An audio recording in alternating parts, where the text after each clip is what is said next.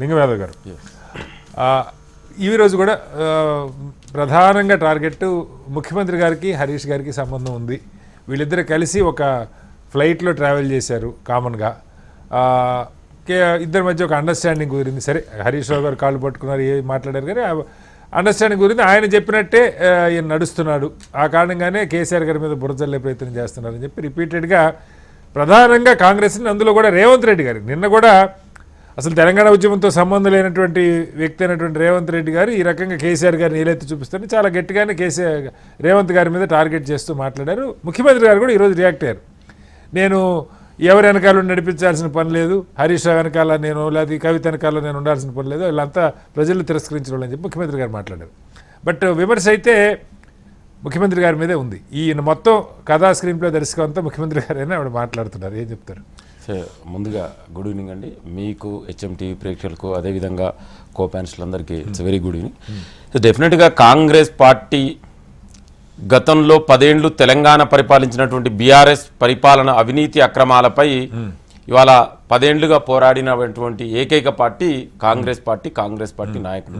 ఇవాళ మొదటి నుంచి కూడా మేము చాలా స్పష్టంగా చెప్తున్నాం, బీఆర్ఎస్ 10 ఏళ్ల పాలన అంతా కూడా అవినీతి అక్రమాలతో ఉంటే ఇవాళ వాళ్ళ 10 ఏళ్ల పరిపాలన కొనసాగింది. కాదేది అవినీతికి అనర్హం అన్నట్టు ఎక్కడ చూసినా కూడా ఇవాళ అవినీతి మరకలే ఇవాళ చాలా స్పష్టంగా బయటపడుతున్నాయి. ఇవాళ ప్రత్యేకించి కాళేశ్వరంలో అవినీతి జరిగిందని, అది కల్వకుంట్ల కుటుంబానికి ఏటీఎంగా మారిందని ఇవాళ కాంగ్రెస్ పార్టీ మొదటి నుంచి చెప్తుంది. దానికి అనుగుణంగానే గతంలో కాగ్ రిపోర్ట్ కూడా చాలా స్పష్టంగా నివేదిక కూడా ఇవ్వడం జరిగింది, కాళేశ్వరంలో అవినీతి జరిగిందని.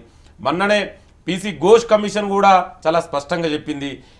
అదేవిధంగా స్వయంగా కేసీఆర్ కూతురే ఎమ్మెల్సీ అయినటువంటి కవిత గారు కూడా కాళేశ్వరంలో అవినీతి జరిగింది, అందులో ఉన్నటువంటి ప్రధాన వ్యక్తుల పేర్లు వాళ్ళ హరీష్ రావు, సంతోష్ రావు, మరి అదేవిధంగా ఈ అన్నిటికీ హెడ్ అయినటువంటి నాయకుడు కేసీఆర్ కూడా చెప్పలేదు. ఇవాళ అదే చెప్తున్నా, వాళ్ళు ఎందుకు చెప్పలేదంటే వీళ్ళ ఇప్పుడు ఆనాడు ముఖ్యమంత్రి ఉన్నటువంటి కేసీఆర్ కిందనే వీళ్ళంతా పనిచేసింది. వాళ్ళ తండ్రి అని బహుశా వాళ్ళ పేరు చెప్పలేదేమో, కానీ ఇవాళ మొదటిగా నేను కవిత గారికి ధన్యవాదాలు తెలియజేసుకుంటున్నాను. ఇప్పటికైనా కాళేశ్వరంలో అవినీతి జరిగిందని మీరు మరొకసారి ఎండార్స్మెంట్ ఇచ్చినందుకు తెలంగాణ ప్రజల తరఫున నీకు ధన్యవాదాలు తెలియజేసుకుంటున్నా. ఇవాళ ఈ పంచాయతీ ఎక్కడొచ్చిందంటే 10 ఏళ్లుగా తెలంగాణ ప్రజల కష్టార్జితమైనటువంటి సొమ్ముని దాచుకున్నటువంటి ఆ దాచుకున్న సొమ్ములో వాటాల పంచాయతీ తప్ప మరే పంచాయతీ కాదు. ఇవాళ బీఆర్ఎస్ పార్టీ 3 ముక్కలుగా జీలిపోయింది. ఇవాళ కవిత వర్గం, హరీష్ రావు వర్గం, కేటీఆర్ వర్గం. ఈ బీఆర్ఎస్ పార్టీలో ఎవరు అధినాయకుడు, ఎవరు కేసీఆర్ తర్వాత నాయకుడు అనే, ఎందుకంటే కేసీఆర్ ఎట్లాగూ 10 ఏళ్ల పరిపాలనలో అవినీతి అక్రమాల వల్ల ఇవాళ తెలంగాణ ప్రజలకు ముఖం చూపించుకోలేక ఫామ్ హౌస్ లో దాక్కున్నటువంటి పరిస్థితి మనకు చాలా స్పష్టంగా కనబడుతుంది.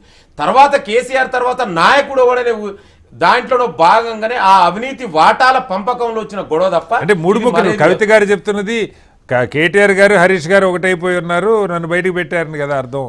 అదే చెప్తున్నా, ఇవాళ కేటీఆర్ ఒకటా లేదా కేటీఆర్, హరీష్ రావు, సంతోష్ రావు వీళ్ళంతా ఒకటే అండి. ఇవి వాటాల పంచాయతీ తప్ప మరేది కాదు. ఇవాళ ఒక పండోర బాక్స్ ఇవాళ బయటపడ్డట్టు ఇవాళ పాపాల పుట్ట బయటపడ్డది. ఒక కాళేశ్వరం ఏందండి, ఇవాళ నేను చెప్పుకుంటాం. ఇవాళ మీరు టైం ఇస్తే land mafia, sand mafia, liquor scam, telephone topping, విద్యుత్ కొనుగోలు, గొర్రెల స్కాము, చేపల స్కాము, అంటే ప్రతిదీ ఇవాళ ఒకదానికే ఇంతవి. అంటే ఓకే, మీరు అవినీతి గురించి సరే మనం ఎప్పుడైనా మాట్లాడుకోవచ్చు, కానీ ఆవిడ చేసిన ఆరోపణలు, ఉదాహరణకి కేటీఆర్ గారి మీద అనేక కేసులు పెట్టారు ఈ ప్రభుత్వం, కానీ హరీష్ గారి మీద ఇప్పుడు ఈ కాళేశ్వరం తప్పితే ఇంకొక ఆరోపణ కేసులు పెట్టలేదు. నెంబర్ 1 ఇలా అంటే మరి వీటికి నిజంగానే మీరు చెప్పిన టెలిఫోను ట్యాపింగ్ కావచ్చు, లేదంటే కార్ రేసింగ్ది కావచ్చు, ఈ కార్ రేసింగ్ కావచ్చు, మరొకటి, ఇవన్నీ కూడా కేటీఆర్ గారి మీద పెట్టారు ఎక్కువ ఫోకస్.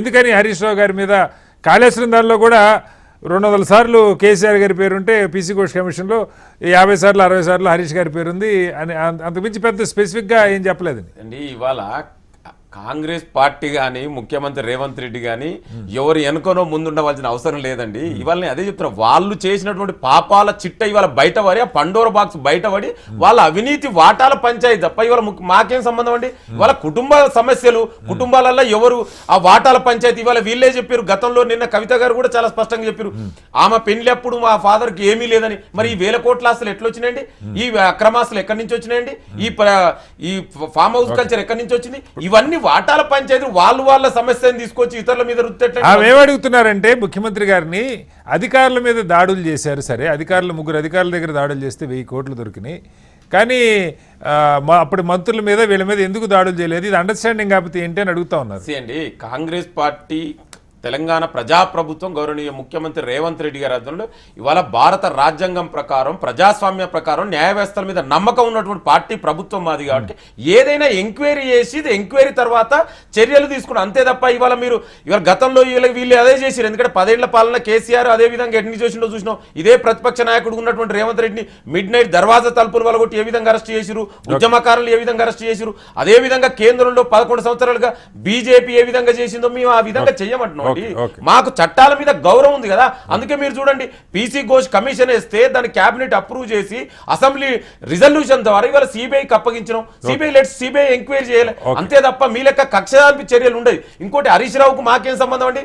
మీ వాటాల పంచాయతీని మాకంట కడితే ఎట్లా అండి? ముందు మీరు చెప్పండి, ఇవాళ హరీష్ రావు గారు ఎందుకు స్పందించట్లేరు? అంటే ఆవిడ మాట్లాడే ఏకంగా ఇప్పుడు ఈటెల రాజేంద్ర గారిది ఎలక్షన్కి సంబంధించి అయితే ముఖ్యమంత్రి గారు ముందే డిక్లేర్ చేశారు అక్కడ కాంగ్రెస్ గెలిచే పరిస్థితి లేదని చెప్పి, ఒక రకంగా ఈటెల గారు గెలవటానికి హరీష్ గారు రేవంత్ గారు కలిసి పనిచేశారని కూడా ఆరోపణ చేస్తా ఉన్నారు. మీరు